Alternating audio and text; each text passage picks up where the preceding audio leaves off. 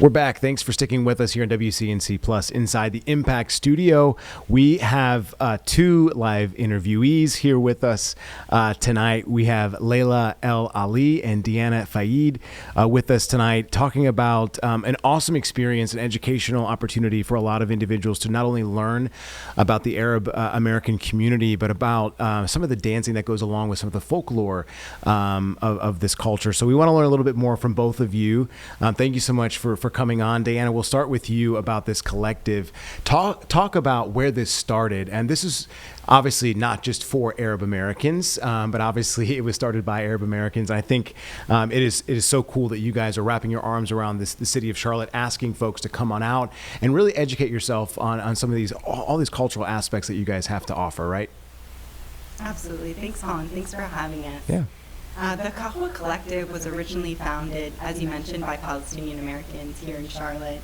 And initially, it was just really intended to bring communities together and to gather in a communal way, and to highlight local businesses and to raise awarenesses to causes that matter to our neighbors and to our friends and our family.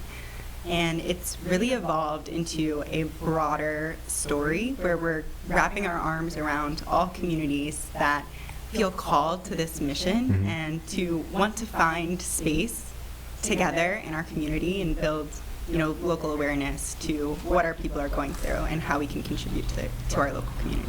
I love that. Let's talk about the traditional dancing that kind of goes along with it. And then I shouldn't say it goes along with it. You guys, this is an aspect of the collective that you guys use as an opportunity to not only, engage individuals, but obviously show, the folklore that you have in the Palestinian, I guess, ethnicity in the subset, right? And learning folks, or having folks learn, what that looks like, and educating. Can you talk a little bit more, Laila, about this dance? It does look intricate. We're playing some of this video. Is it easy to learn? And would a newbie like myself, if I wanted to come to the collective, would it be easy for me to pick up? Yes, definitely, Colin. Thank you so much. So, Firqat al-Watan was started in 2014. Okay. It was established by my mother and I. And the primary focus of Firqat al-Watan is to bring youth and community together to teach Palestinian folklore and history, but also to provide a sense of belonging as we really create a balance of what it's like to be Arab American and to hold on to our Palestinian roots. You could definitely come. We have taught people with no experience or those who've grown up dancing the beautiful art of Debka. It's something that it brings joy and it instills confidence in a lot of our youth who've now grown to become our, so many different fields. They've gone off to college and have written their letters about Firqat al-Watan and Debka and what they've learned to now, go into ophthalmology school or to be the next entrepreneurs. And it's something that has brought a lot of joy in times of grief and hardship within our community. And it's something that brings people together under a lighter aspect of what some connotations revolve around being Arab American, and it's really contributed beautifully to our community. The collective itself, if you would say the name, because I don't want to butcher it, but it is an actual coffee club, and the name actually means coffee, Deanna, right? Talk a little bit about why you guys use that, right? Coffee is kind of like it seems like the universal drink that people can get behind and kind of find common ground on, right? Exactly. I think that's the perfect way of putting it. Coffee is such a universal uniter of people, and obviously there's a culture in our the Arab and Palestinian identity around coffee and I didn't know that. Hospitality and different types of coffee. Wow. But again, like you mentioned, I think it's something that a lot of different cultures share, and that's what brings so many different people together at the collective. And speaking of collective, one of the reasons why we chose that word in particular, I think in today's society, we find a lot of focus on individualism, but what grounds Palestinians and Palestinian-Americans and other cultures is this focus on collectivism and kind of sharing and growing and building community and showing up for each other in that way. And it can be as simple as an act of grabbing a coffee with someone. Talk about that history with coffee, because I think, I'll speak for myself. When I think of coffee, I think of South America, right? I mean, I know that we get imports from other areas across the globe, but the first thought, especially here in America, being so close to South America, right, would be that beans would come from there. But I think it's revolutionary to think about coffee in a different way in so many other places across the globe that use it as a vehicle, right, to connect with individuals, as you're kind of talking about. Talk about that history, because I wasn't aware of that, especially with the Palestinian ideal in terms of what coffee brings to the culture. Can you kind of explain that? Definitely. Well, I think me, myself, like having been a co-lead of this organization, I've learned from local coffee shop owners. We've had a lot of Yemeni coffee shops open in the Charlotte area recently. Wow. And I've gotten education for myself that I didn't know previously, that Yemen has a really big influence on coffee globally. And this country was one of the initial producers of like coffee as we know it today. Yeah. And Wow. so learning that history and how the Middle East has contributed to that culture, beyond just the legacy of how we share a cup of coffee today, is like knowing where it came from and how it's evolved over time and the contributions to the global society. So I think that's one really awesome way that like I've learned throughout this experience of being in this organization. Yeah. Just the impact and the legacy that coffee can have. But in terms of the tradition, I think there's like so many little traditions, like preparing for a wedding and having a cup of coffee, or like an engagement. And there's really sweet things that you can do over a cup of coffee in our culture. Yeah. But I think generally, like anytime you enter an Arab household, they're gonna welcome you with a cup of coffee or a cup of tea or like something, or a million things probably more likely. But that element of our culture and just really sharing that, like a pot together, I think can be so warming and so community building, because it really breaks down a lot of kind of barriers to connecting with individuals. It makes it much more conversational and accessible to people who maybe don't have the same backgrounds. Yeah. I gotta, Jeb, throw up this video again one more time. The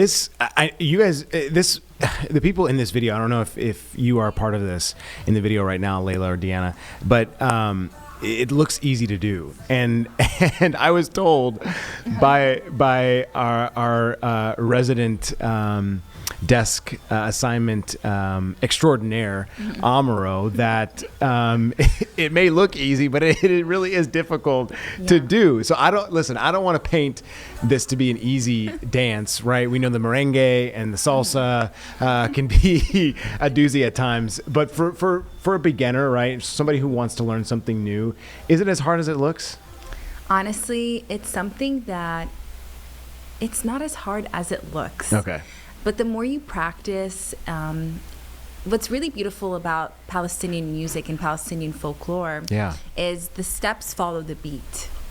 So all of our steps, we have inzil, which is like a 1-2 step, and we have belbil, which is 3 steps. Cool. They go off of the drums in the songs. Okay. And over time, you're able to pick up, a lot of our students are able to pick up on when to transition these steps or what's next. They can hear in the song, so it becomes very fluid for them.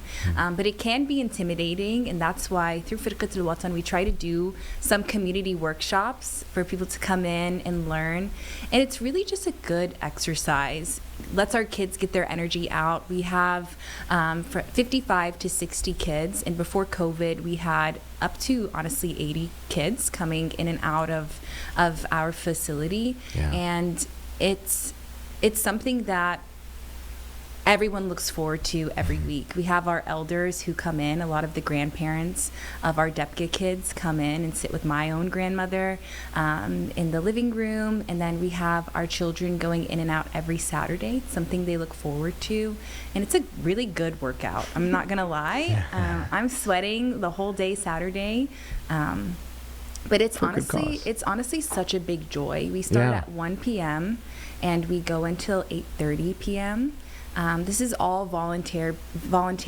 It's for free. Our kids do not pay, but we do have kind of a limit of how many children we can accept, and then we do have a wait list that goes into the next year of who we can bring in. But it's something every Saturday we get together and preparing for a showcase that we do at the end of the year, and it's a good way to stay fit, a good way to make friends, and just a good way to be with your community after not really having that kind of outlet during the week. Yeah, and a great way to understand and to connect with the diverse Palestinian community and Arab American community, because there are so many contributions that we've been given from the Palestinian community that really should be highlighted, right, and celebrated. So this is one of those opportunities to do so, which is why we wanted to bring you guys both on. So we appreciate you so much for not only helping us to educate ourselves, but also our viewers, and to provide an opportunity for folks that is different, right, here in Charlotte, that you don't get everywhere else. So that is another unique thing. So I'll just open the floor last to ask you anything that I missed, Laila and Deanna, that you guys wanted to speak on or to elaborate on. I think I did want to touch on a couple of things.